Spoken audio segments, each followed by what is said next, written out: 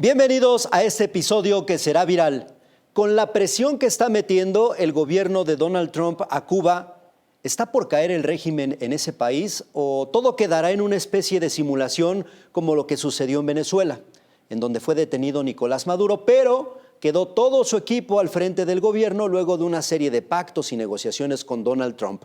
Miren, desde diciembre de 2025, Cuba dejó de recibir combustible de otros países y esto agravó la crisis humanitaria que ya se vivía, por supuesto, por la dictadura. Para hablar del tema, hoy nos acompaña en Será Viral el doctor José Raúl Gallego, quien es periodista, investigador cubano, residente aquí en México. Bienvenido, José Raúl. Buenas tardes, muchas gracias. Qué amable, gracias por estar con nosotros. También nos acompaña Óscar Grandio, él es politólogo e internacionalista cubano, también residente en México. Bienvenido. Gracias, Juan. Gracias, qué amables. Gracias a los dos. Sobra decir, y ahorita nos explicarán por qué están en México y seguramente podremos entender y descifrar mucho de lo que está sucediendo en su país. Bien, la pregunta es muy concreta para empezar a contextualizar lo que hemos visto a través de los medios de comunicación en los últimos días. ¿Es esta la peor crisis que se ha vivido en el régimen cubano prácticamente desde 1959? ¿O ante qué escenario estamos? José Raúl Gallego. Bueno, yo creo que desde la crisis de los misiles no se vivió una crisis tan compleja para el régimen cubano en todos los aspectos. O sea, en el periodo especial se vivió una crisis de tipo económica, pero no fue una crisis política tan fuerte como la que hay ahora. En estos momentos la crisis económica es peor que la que existía en el periodo especial. Hay una crisis política enorme, hay una ausencia de liderazgo total.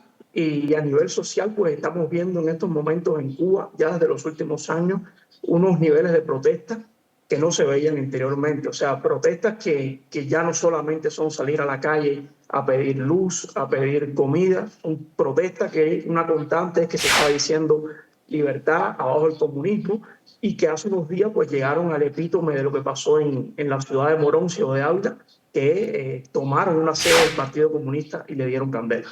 Se ha terminado, Óscar Grandío, y esta es una pregunta también muy concreta, ¿se ha terminado ese romanticismo, ese amor añejo que existía por el régimen cubano, todo lo que implicó en su momento?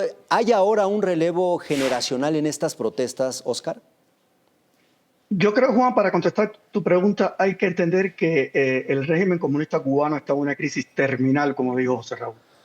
Y esta crisis terminal, hay que aclarar, data de antes de las últimas sanciones de Trump. O sea, las sanciones estas de Trump, aunque han profundizado la crisis, no son las causantes de la crisis. Quien ha sumido al país en una crisis que yo creo que es la mayor crisis económica, social, sanitaria y política de su historia ha sido el régimen cubano, donde lo único que ha funcionado en Cuba es la represión. Y la represión funciona eficientemente en un país absolutamente colapsado.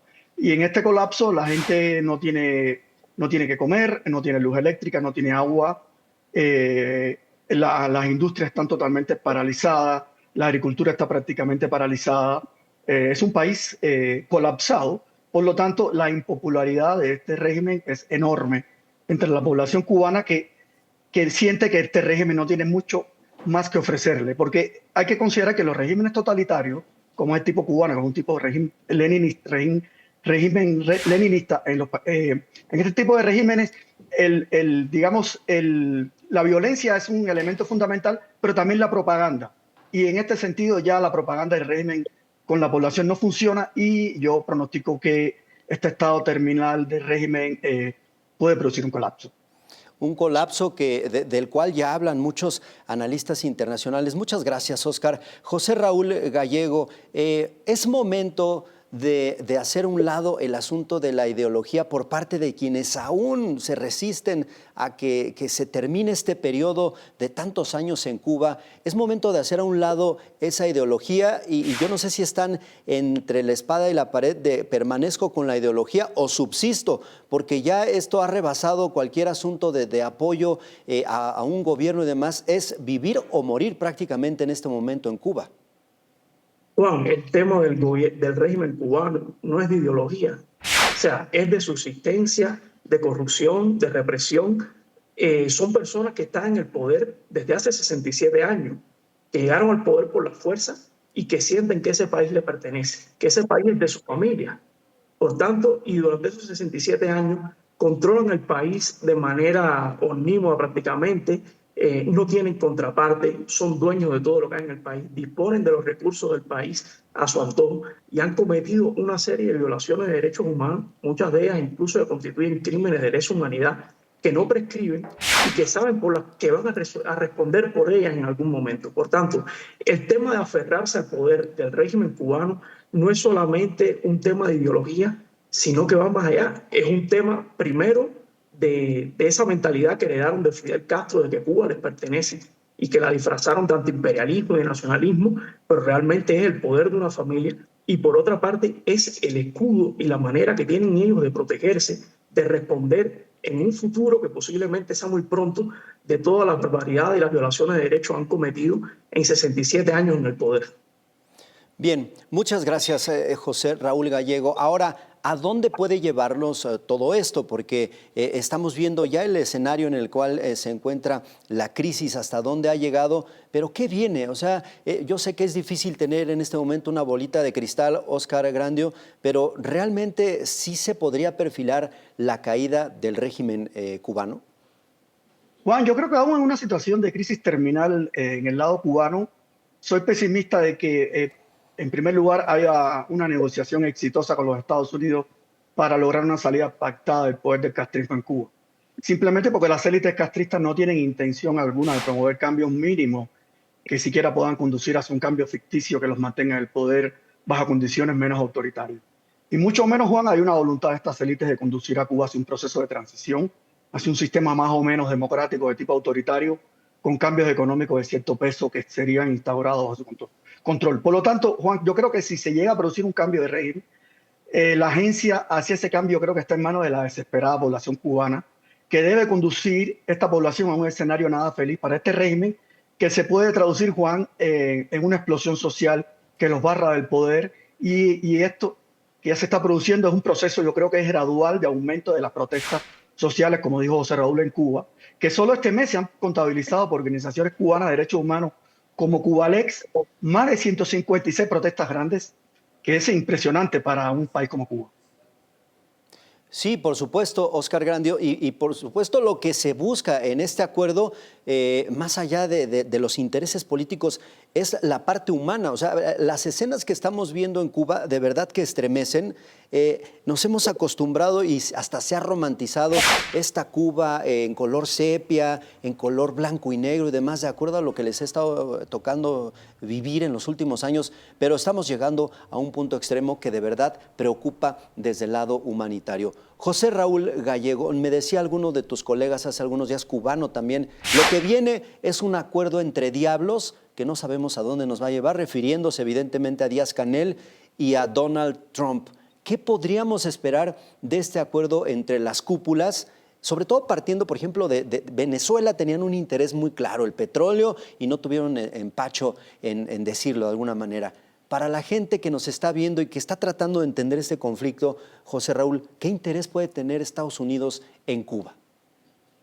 Mira, yo coincido en lo que decía Oscar al principio, que todavía está por verse la naturaleza del acuerdo. O sea, ese acuerdo al que Donald Trump ha hecho referencia en varias ocasiones, de que tenemos que tener un diálogo, pero las élites castristas, como decía, son reacias a soltar el poder y a cualquier tipo de negociación. O sea, ese es por una parte el tema del acuerdo. Segundo, el acuerdo que se haga en Cuba no va a ser con Díaz-Canel. O sea, Díaz-Canel no es Maduro en Venezuela. Maduro era un primus inter pares, como dijo el periodista Miguel Coseo hace unos días. O sea, una persona que tenía poder real repartido junto con otras personas. En el caso de Díaz-Canel esto no es así.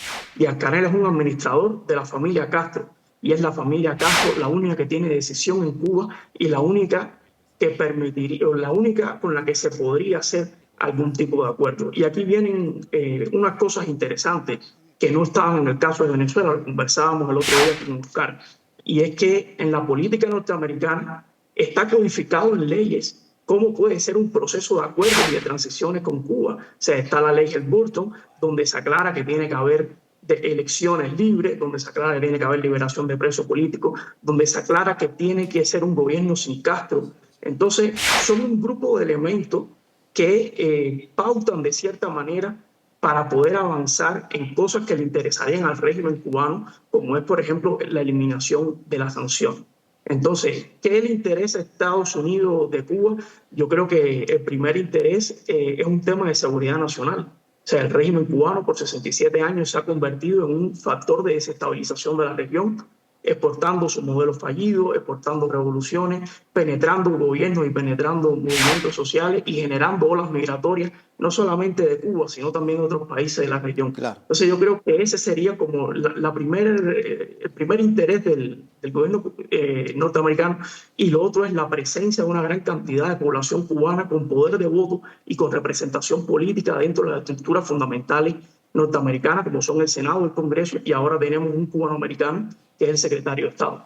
Bien, muchas gracias, José Raúl Gallego. Ahora, Óscar Grandio, respecto a la forma en que se han manifestado los otros países, algunos sin dar un posicionamiento claro, condenar lo que sucede en Cuba. Nadie quiere problemas con Donald Trump y eso nos queda claro, y a regañadientes algunos salen y dan algunas pues, declaraciones. De hecho, ahora mismo llega un comunicado del Ministerio de Relaciones Exteriores de la República de Cuba en donde están anunciando, bajo presión de Estados Unidos, Costa Rica anuncia el cierre de su embajada en La Habana y limita las relaciones con Cuba al ámbito consular.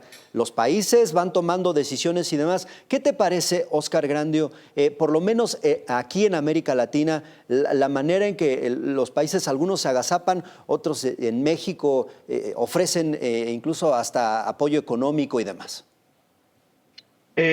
Bueno, el régimen cubano, hay que hacer un poco de historia. El régimen cubano ha tenido en la región una historia de constante intervención en la región.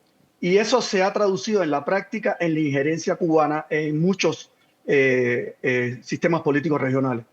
Y es que desde el principio de la década del 60 las democracias imperfectas latinoamericanas y caribeñas han enfrentado, y eso lo sabemos todos, una infección totalitaria proveniente del régimen cubano, que en algunos países como Venezuela esta infección se convirtió en una metástasis con un control casi total cubano, llevando al colapso de las instituciones venezolanas democráticas y la reconstrucción del Estado venezolano a imagen y semejanza del modelo cubano, Juan. Entonces, esto le fue de mucha utilidad al régimen cubano, porque en el caso de Venezuela se instauró un mecanismo de dependencia mutua que beneficiaba principalmente a La Habana, donde Cuba proveía asesoría autocrática mientras extraía recursos de Venezuela, sobre todo energéticos, y se presentaban como cooperación y solidaridad. Este fue, digamos, el caso máximo de penetración cubana en la región. Pero en otros países de la región, Cuba ha logrado imponer su agenda. Recordemos el caso boliviano también, donde el gobierno de Evo Morales surgió y logró el poder con un apoyo cubano fundamental, con una asesoría cubana. En el caso de Ecuador también. O sea, Cuba ha tenido una penetración desde los años 60 en América Latina profunda, donde las élites políticas, sobre todo las élites de izquierda, han sido muy permisibles y muy cercanas al régimen cubano. Es una izquierda, digamos, autoritaria, que no ve que un país como Cuba, por su posición antiimperialista, entre comillas, sea un régimen extremadamente autoritario, ¿no? Y lamentablemente en México estamos viendo eso también, ¿no? Vemos cómo el gobierno mexicano actual de Morena ha transitado por un camino no similar, pero bastante parecido al venezolano, cuya punta del iceberg, digamos, es el tuit que el expresidente López Obrador envió el otro día, y la respuesta del apoyo práctico de esta iniciativa de López Obrador de la creación de un fondo para Cuba del gobierno federal de la presidenta Sheinbaum. Y es un tuit y unas acciones del gobierno federal que, más que un simple llamamiento de solidaridad y apoyo, es una expresión de un deseo del gobierno mexicano que se quiere construir, creo yo, por parte de Morena, un sistema autoritario de tipo totalitario o similar al tipo cubano, de partido único o de partido hegemónico con partidos satélites, y que graviten alrededor de un partido muy poderoso. Entonces, Cuba en este sentido ha tenido una influencia enorme en la política latinoamericana y a raíz de esta crisis, de esta deslegitimación del gobierno cubano por su propio pueblo, esto ha ayudado a que en muchos países latinoamericanos ya se empieza a cuestionar la legitimidad y a Cuba como referencia para la región. Bien, Oscar, muchas gracias. Y has tocado un punto al que estaba por llegar, José Raúl Gallego. ¿Qué te parece justo este llamado que hace el expresidente Andrés Manuel López Obrador? Está ya prácticamente en el retiro, pero sale no para apoyar causas en México que son muy legítimas. Aquí estamos plagados de violencia, de personas desaparecidas y demás. No, sale para pedir apoyo al régimen cubano y en redes sociales hay muchos comentarios tan sencillos como que no están viendo de qué tamaño es el problema que se ha generado en los últimos años en la isla derivado de una dictadura. ¿Qué piensas en este sentido, José Raúl Gallego? Es algo que yo creo que no le sorprende a nadie.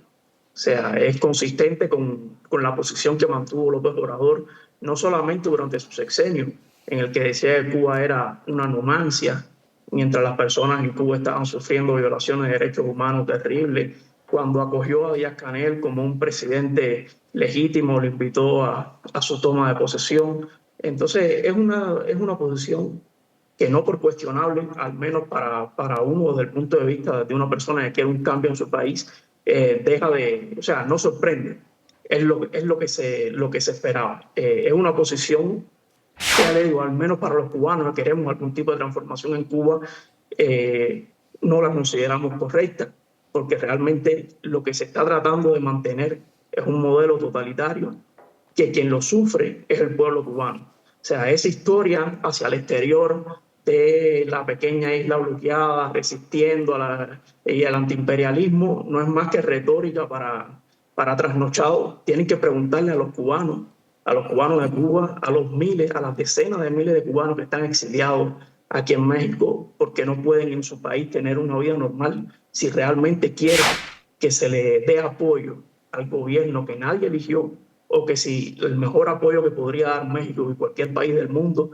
es acompañar un proceso de cambio y de transición que realmente vaya enfocado a un país democrático, respetuoso de las libertades y los derechos humanos. Bien, pues José Raúl, qué interesante esta reflexión y me quedo con lo que decías al principio.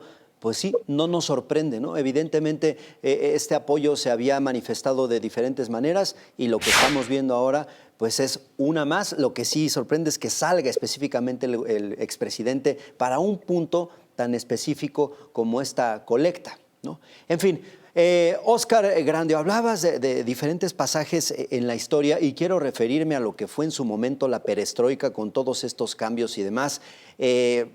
La Unión Soviética, el apoyo que todavía siguen ofreciendo Rusia y China a Cuba. ¿Cuánto tiempo se podrá todavía ofrecer este apoyo? ¿Hasta dónde puede alcanzar? Y sobre todo hablando de la perestroika, yo veía por ahí en redes sociales quien bromeaba con el asunto de que estamos a punto de vivir la cubastroika, ¿no? Porque no sabemos específicamente qué viene para Cuba. Bueno, sí, evidentemente en un país colapsado como Cuba se puede prever que el cambio puede venir lo más pronto posible. Ahora, este cambio hay que entenderlo, a diferencia del cambio de la Unión Soviética, no es un cambio que viene de arriba hacia abajo. O sea, en la perestroika es un cambio que fue promovido por el Partido Comunista de la Unión Soviética y que en un momento determinado se le salió de control y el sistema colapsó. El régimen cubano hay que entender, Juan, como te expliqué en mi respuesta anterior, nunca ha tenido ni tendrá la menor voluntad en lo absoluto de aceptar ningún tipo de reformas parciales mínimas que le permitan mantener el poder político de una manera menos cerrada, ¿no?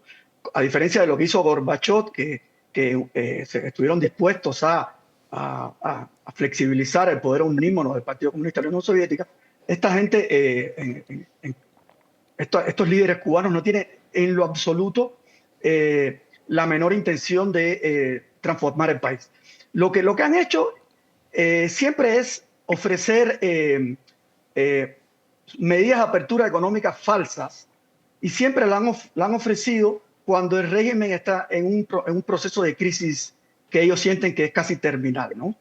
Empezó en los 80 y siempre ha habido ciclos de apertura que tímidas y muy forzadas por las circunstancias que después siempre el régimen cancela después de un corto tiempo. Y a la recién apertura anunciada, Juan, a inversores cubanos de la diáspora, que recién anunció nada más y nada menos que el sobrino nieto de Fidel Castro en su papel de viceprimer ministro, donde dice que los cubanos de la diáspora pueden invertir y no van a tener ninguna restricción de inversiones. Yo creo que esto va por el mismo camino de las reformas temporales mínimas y cosméticas que habían hecho antes y que operan en un marco, en primer lugar, sin Estado de Derecho, ni garantías jurídicas mínimas para producir una verdadera apertura económica. Por lo tanto, sin una apertura política no puede haber apertura económica. Históricamente, el resultado de estos ciclos, yo creo que están claros, siempre han profundizado el estado de crisis terminal cubano, estos ciclos de apertura y cierre, que solo, Juan, yo creo que pueden resolverse no con reformas falsas, sino con la salida del poder del castrismo, que como he dicho acá es posible en las circunstancias actuales. Totalmente, y en este sentido el ofrecimiento que hace el gobierno de Cuba a quienes han salido para que haga estas inversiones a las que hace referencia, ¿cómo confiaría yo en mi pareja golpeadora al día de hoy, que me ha maltratado por tantos años y que de momento promete que va a cambiar? Es muy complicado, sin ninguna garantía, incluso hasta legal. Pero bueno, estamos acercándonos al final de esta charla. José Raúl Gallego, y esta pregunta se las voy a hacer a ambos para que la gente también dimensione, en el caso de ustedes, cómo les ha tocado padecer al régimen. José Raúl, ¿cuánto tiene que saliste de Cuba? Los motivos, si nos puedes platicar un poco, y sobre todo saber si tú has podido regresar para visitar a tu familia. ¿Cuál es tu situación actualmente? Yo salí de Cuba en 2018, yo era profesor de periodismo en la Universidad de Camagüey y empecé a colaborar con medios independientes, y a raíz de ahí me hicieron un proceso de sanciones en la universidad, empezó la persecución de la seguridad del Estado, los interrogatorios, y a raíz de eso, bueno, no pude seguir en la universidad trabajando, no pude seguir trabajando en más ningún medio de prensa, porque la prensa en Cuba está controlada totalmente por el Partido Comunista, excepto los medios independientes que persisten en un estado de ilegalidad y criminalización. Y esto llevó a que tomara la decisión de viajar a México. Apliqué una beca aquí en México, la gané, llegué, y desde 2019 no he regresado más a Cuba. A partir de que estoy aquí en México, pues seguí trabajando con la prensa independiente, con organizaciones de derechos humanos, mi activismo se intensificó, y a raíz de eso, pues la represión no solamente los cubanos la padecemos en Cuba, también en el exterior hay represión por lo que tú publicas, las amenazas, las llamadas. Entonces eso me hizo imposible prácticamente regresar a Cuba, donde actualmente, según me han dicho, tengo una orden una alerta de entrada al país. Bien, pues solamente para dimensionar de qué tamaño es el problema, y agradezco que nos compartas tu testimonio, José Raúl Gallego. Óscar Grandio, en tu caso, ¿cómo fue? Lo mismo, ¿desde cuándo saliste? ¿Cuáles fueron los motivos? Y también saber si has podido regresar o no. Yo salí hace muchos años, en el 95, a hacer estudios de posgrado y a raíz de después me fui a Canadá a hacer doctorado, y a raíz de mis trabajos, de mis escritos críticos con hacia el régimen cubano, también tengo una prohibición de entrada a Cuba. Y esto lo que implica en el caso de José Raúl y el mío es lo que se conoce como represión transnacional. O sea, los ciudadanos cubanos, independientemente de donde viven, fuera de Cuba o dentro de Cuba, siempre les alcanza la mano larga del totalitarismo cubano. Y en mi caso, mi madre falleció en Cuba y no pude ni siquiera ir a enterrarla. Entonces, yo creo que ningún mexicano que sea demócrata y que crea en la libertad y los derechos humanos puede apoyar un régimen que prohíbe a sus ciudadanos por motivos políticos a regresar a Cuba. Ya hay ahora desde Miami se está organizando, un grupo de cubanos está organizando en Miami una caravana para ir a Cuba. Casi todos estos cubanos tienen prohibición de entrar a Cuba, que se llama Por el Regreso a Regresar, donde van a tratar de regresar a Cuba a pesar de la prohibición del gobierno cubano. Yo creo que esto es una iniciativa muy importante. Y muy complicada también y quizás hasta de riesgo. Pero bueno, Óscar Grandio, José Raúl Gallego, yo les agradezco a ambos y esto último que ustedes nos comentan, me gustaría que le quedara claro a muchas personas, particularmente aquí en México, en donde en los últimos años se ha puesto de moda apoyar a este tipo de regímenes como el de Venezuela y demás, y pareciera solo por moda, O sea, solo por formar parte del debate en donde si mi líder en México apoya esto, pues yo también. No sé cómo le estén pasando por allá, pero yo tengo que encuadrar aquí y defender lo que está sucediendo con aquellos gobiernos. Así que ahí quedan sus testimonios. Yo les agradezco a ambos. Antes de irnos de manera muy breve, José Raúl Gallego, ¿cómo definirías en una palabra, en una sola palabra, por favor, lo que se está viviendo en Cuba en este momento? Dictadura. Dictadura. Muchas gracias.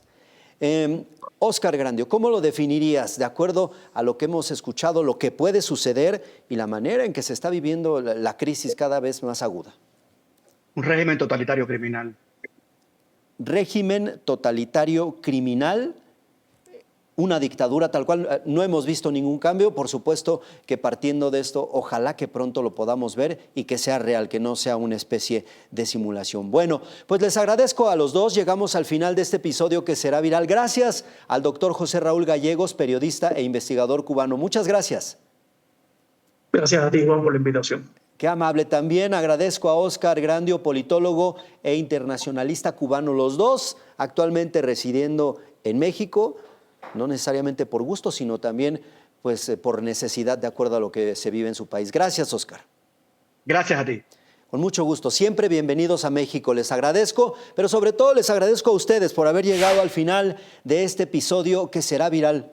¿Qué les parece? ¿Ustedes qué creen que pueda suceder en Cuba de acuerdo a lo que se está dando de forma geopolítica con Estados Unidos, apoyos desde otros países, pero sobre todo lo mal que le están pasando al interior de la isla, ya sea quienes apoyan todavía al régimen de Fidel Castro y sus secuaces o quienes dicen, no, nosotros ya nos hubiéramos ido desde cuándo, pero no tenemos forma de salir de esta isla? ¿Qué piensan? Ojalá que todo sea para bien y que pronto vengan cambios a favor de la comunidad allá en la isla de Cuba. Por lo pronto, gracias a ustedes. Ojalá que puedan dejarnos un comentario, compartir este video, pero sobre todo que nos acompañen en el próximo episodio que será viral. Yo soy Juan Rivas. Pásenla bien, por favor.